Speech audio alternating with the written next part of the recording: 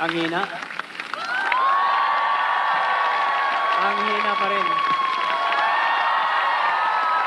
Kayo ba'y naniniwalang mayroon kayong 12 himala ngayon? Lahat na naniniwala, tumalo ng 12.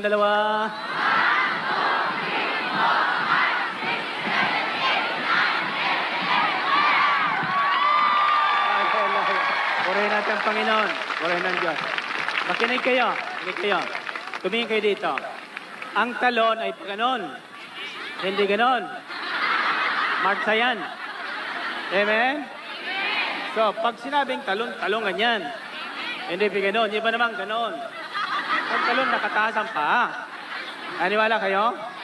Lahat na nakasunod sa pagtalon ng 12, tiyak yun. 12 ang kanyang tatanggapin. Amen? Okay, tasin yung 2 kamay. Di ba ako'y may pinangako sa inyong 12 mahalagang regalo? Okay, ito sa kamay nyo. Yung inyong prayer request niyan, ihulog nyo dyan sa treasure box. O kaya dyan sa collection bag. At yan po ay dadalhin dito mamaya habang tayo nagkakainan ng ating mga itlog. Ang kakainin nyo yung itlog nyo, hindi itlog ng iba. Amen? Kasi magpaparty tayo ngayon, di ba? Wala akong ibang pinadalang baon. Itlog lang. Kaya wala kayong ibang kakainin kundi itlog lang. Yung iba dyan nagdala ng fried chicken. Hindi ko na pinadalang fried chicken. Kaya hindi nyo kakainin ng fried chicken na yan. Yung may dalang fried chicken, huwag mong kainin, pamigay mo. Kikinig ba kayo? At pagkatapos niyan, habang kayo nagkakainan, iniipon dito yan, sasabihin ko na sa inyo ngayon kung ano ang mahalagang regalong ito. Gusto niyo na malaman? Okay. Pasang kamay nyo, pakinggan nyo mabuti at tandaan nyo at baka makalimutan ko ito. Yung mabobonot ngayon, iiponin dito yan. Siyempre matagal ang ipon yan. So, yung hindi naniniwala, pwede nang umuwi. Sapagkat kapag nabonot ko yon at wala kayo rito, disqualified. Payag kayo? Sinong payag ka sa kamay? Wala kayong magagawa kundi pumayag. Amen? Okay. Ito po ay ang bawat isang regalo ay nagkakalhagang ₱250,000.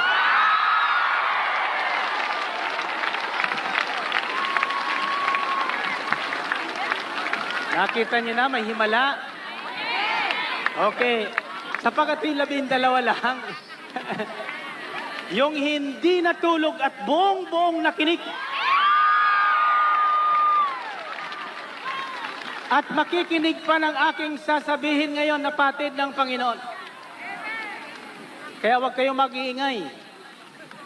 Para matandaan nyo kung paano. Sapagkat sa tingin ko, wala pang nakatitiyak. Biro mo, 12 lang out of 3 or 4 million, pati nakikinig ngayon. So talagang ito'y pinakamapalad. Kayo ba ay may palad? Sino may palad sa kamay? Sino ang pinakamapalad tumalon ng 12? Wala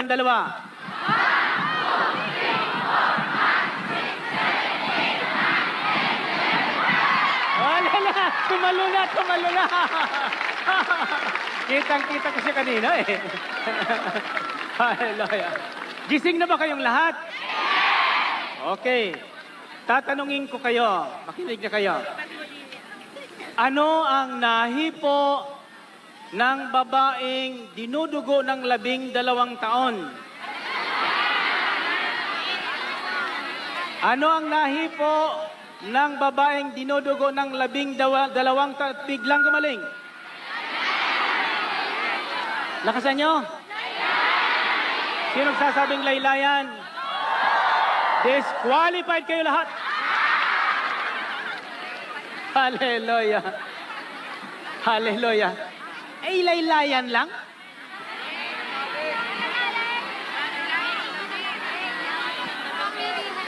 Okay. Hindi na pwede magbago tayo ng sagot. Sumagot na tayo ng una eh. Okay, handa na kayo makinig? Makinig kayo sapagkat alam ng Panginoon yung totoong makikinig. Sapagkat tayo naman lahat ay marunong manalangin, di ba? At tayo ay nag-i-expect ng himalang ito. Amen? Sa totoo lang, ang alam ng aking may bahit mga anak, 250,000 lang ang halaga ng aking ireregalo ngayon. Subalit, nagpagtayo ko rito, ang sabi ng Panginoon, ang nilagay ko sa puso mo ay hindi 250,000 noong isang araw, 500,000. At ito po'y hindi galing sa inyong ikapo, ha? Ito po'y galing sa himala ng Diyos na ibinigay sa aming buhay. Patunay ng ating Diyos ay hindi Diyos ng kahirapan. Ang ating Diyos ay Diyos ng mga buhay, hindi ng mapatay. Ang ating Diyos ay Diyos ng kasaganaan. He is the God who is more than enough. Sabihin niyo nga, God who is more than enough. Tahimik kayo, masasabihin na po. May nabasa tayo minsan sa dyaryo, nag-interview sa akin. Nilagyan niya doon sa headline, the man who has more than enough. Kaya na makita ko yon, aba kailangan pamigay ito.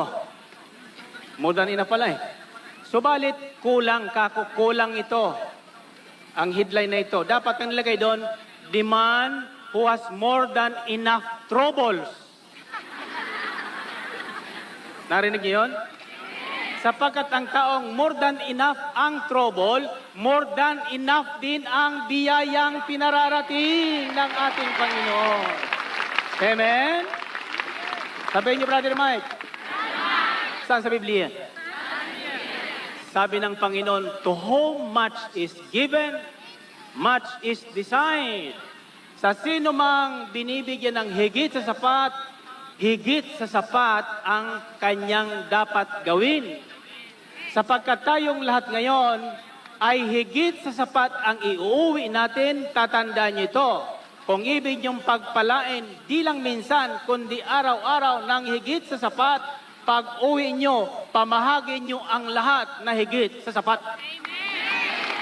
Narinig niyo yun? Okay. Kasunduan yan, ha?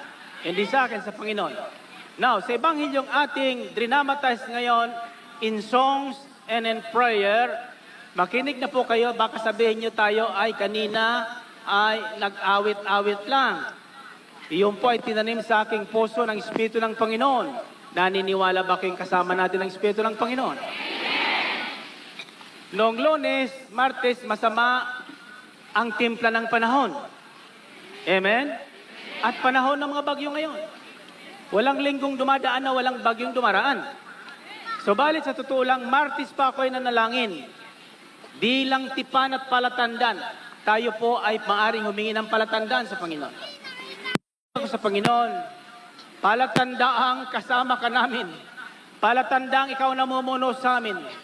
Palatandaan ikaw ang Diyos na buhay ng Israel na sumasamin ngayon. Sa aming overnight, walang malakas na hangin, walang ulang papatak. Amen? At hindi lang yun. Isang kahilingan ko ka, Panginoon, ang pinalabo ng aming mga katunggali o kaaway o mga galit sa amin, palinawin mo bago dumating ang overnight. Tapat ba ang Panginoon? Amen. Naliunawan ba kayong lahat? Amen. Nagbabasa ba kayo ng dyaryo? Pag mabuting balita, basahin nyo. Pag masamang balita, huwag nyong babasahin. Amen? Nakabasa ba kayo ng mabuting balita? Ano ang mabuting balita na basa nyo? Walang pandaraya o panlilinlang na ginagawa ang inyong utusang ito. Narinig niyo yun? Sinong naniniwalang wala akong panlilinglang ginagawa? Mali kayong lahat. Sapagkat kayong lahat ay nalinlang ko doon sa kulungan ni Satanas.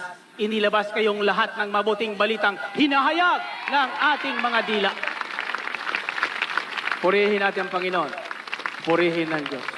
Now, brothers and sisters, in this gospel story of Luke chapter 8, we heard four sisters In this gospel story of Luke chapter 8, we heard four great revelations. Kung kayo po ay nakisunod, nakinig sa akin tinunghayan, at kung gusto nyong madampot ang inyong prayer request para doon sa 12 regalo, kung ako kayo, mananatiling nakatayo ako. Hallelujah. Yun namang hindi na umaasa, pwede nang maupo. Ayan. Umasa na lang tayo sa biyaya. Sabi nila dito sa likod, Sir, maawa ka na sa amin. Kaya maawa na ko sa kanila, pagbigyan nyo na sila. Hallelujah. Okay. Ibig sabihin yun, kayong lahat pagbibigyan silang lahat. Kaya disqualified kayo dun sa bunot. Payag kayo, disqualified natin sa bunot sila? Sinong payag? Tasa kamay. Yung payag, disqualified sila? Sinong hindi papayag? Hallelujah. Purihin natin, Panginoon. Purihin ng Diyos. Okay. Listen, brothers and sisters. May the Blessed One receive that blessing indeed today. But listen first. Makinig kayo.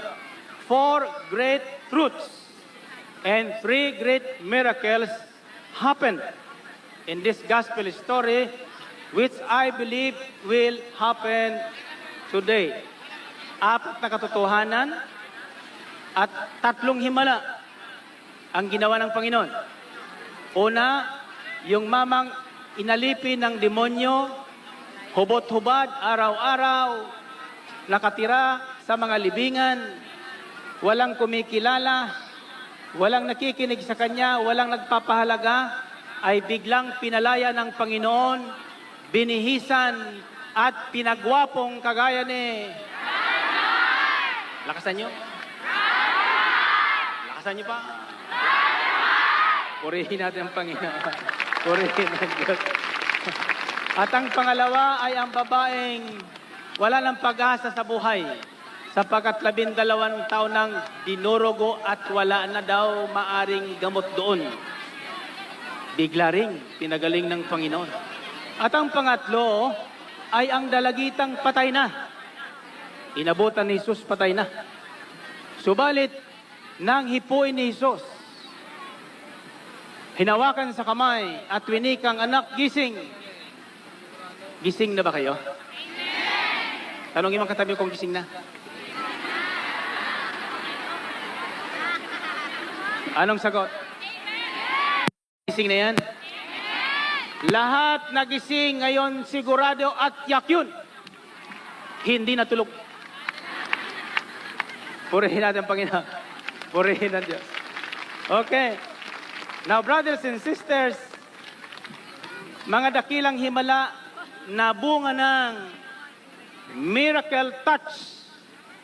Sabihin nyo, miracle touch of faith, unwavering.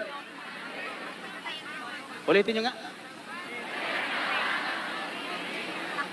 Mahimalang hipo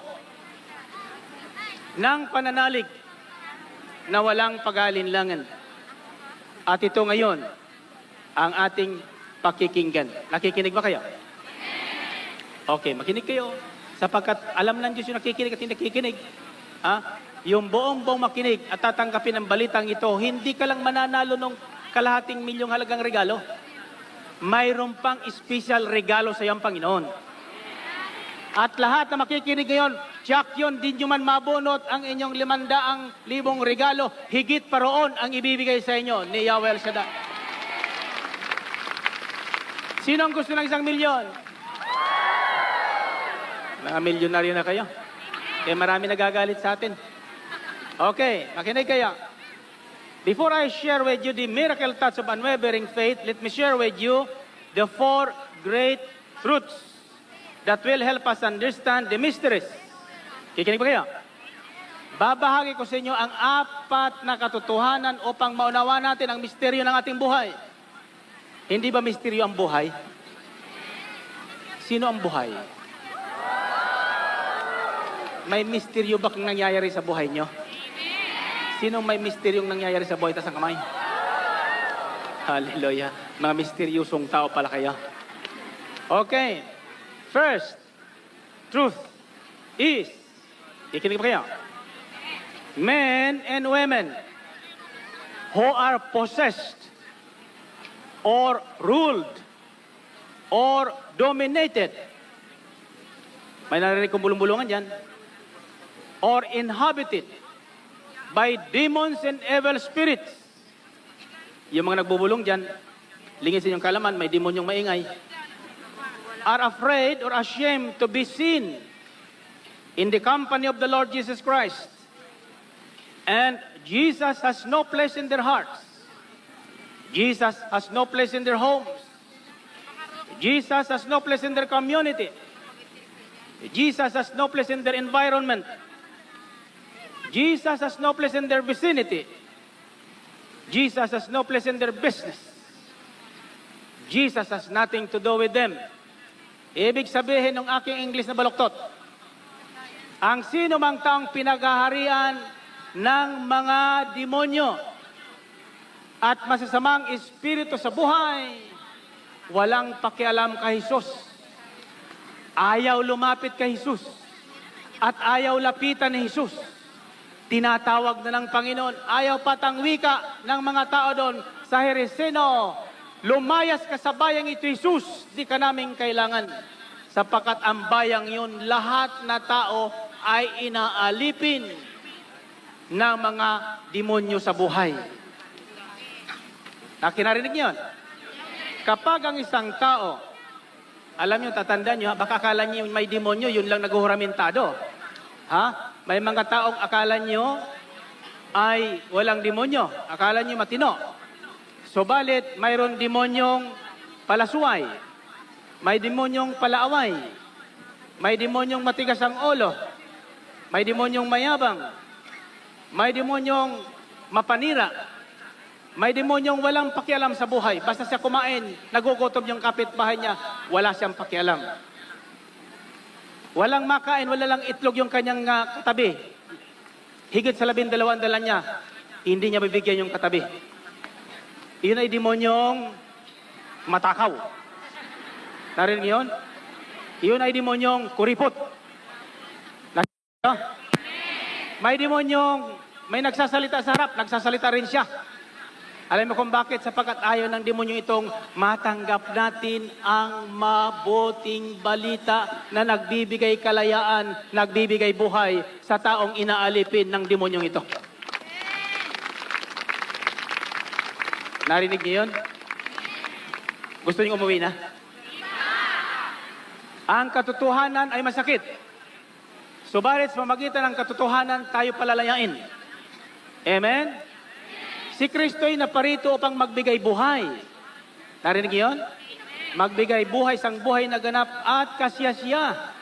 Subalit sa Panginoong Kristo, ang demonyo ay naparito upang manira, magwasak, magnakaw, at pumatay. Narinig niyo yun? So, kapag ang ugali ng isang tao, alam mo yung mga demonyong yan, ugali yan. Ang mga ugali ng tao, demonyo yan. Narinig niyo ba? Kaya may narinig kayo nag-aaway, demonyo ka. Di ba? Sabi naman ng lalaki, demonya ka. Sabi dun sa kanyang anak, itong demonyitong ito. Di ba? So yung buong sambahayan ay pinaghaharian ng demonyo. Di ba, experience nyo minsan yon? Kung ano ang laman ng ating dibdib, kung anong espiritu ang nakatago doon at namamahay at naghahari sa atin, iyan ang bukang bibig. Narinig niyo yun? Kung ano naghahari dyan, iyan ang bukang bibig. Amen? Tingnan nyo, may mga taong pagdating sa gawain, praise the Lord, hallelujah, praise the Lord, hallelujah. Pagdating sa sasakyan, hindi ko mabanggit yung sasabihin. Di ba? Sapagkat wala sa aking dibdib yun. Amen?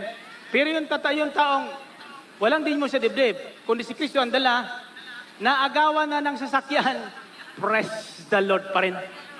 Hallelujah pa rin. Amen? Bakit mahina ang palakpakan niya? Nasaan kamay niyo? Alam niyo kung mahina yung palakpakan na yun kasi tayo lahat tinamaan doon. Sinong tinamaan doon? Sa kamay. Sapagkat umamin kayo, palalayain kayo ngayon ng Panginoon. Purihin ang Panginoon. Purihin ang Diyos. So, that is the first truth. Yan ang unang katotohanan. Tandaan niyo, ha? Ang taong hinaharian ni Kristo, kagaya nung mamang pinalaya ni Kristo at sinamahan ni Kristo, halos ayaw nang umalis sa harapan ni Kristo. Amen? Ayaw nang umuwi nga eh. Gusto nang sumama kay sabi niya, Lord, sama na ako sa iyo. Ang sabi ni Kristo, wag muna ngayon. Umuwi ka muna sa demonyong bayan na yan. At sabihin mo doon, ang lahat na mabuting ginawa sa iyo ng iyong Panginoon. Ano yung mabubuting ginawa ng Panginoon? Una, pinalaya siya doon sa mga demonyong namamahay sa kanya. Pangalawa, binihisan. Sapagkat sabi ng mga tao, naabutan nila yung mama na bihis na bihis. Samantala nung unang panahon, hindi nahihiya. Naguhubad. Tingnan nyo. Bato-bato sa langit, ang tataman magagalit. Ito ugali ng taong may demonyo. Ang laki-laking sulat doon sa pader. Bawal magtapon ng basura dito. Bakit maraming bunto na basura? Sa tapat ng bawal magtapon ng basura.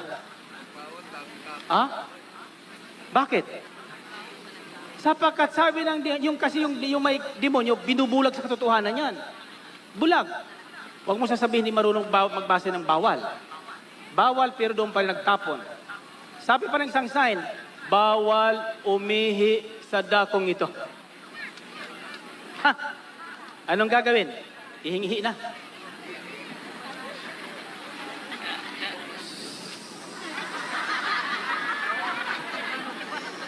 Pero habang nagpipisit, nagbabasa, bawal umihi dito.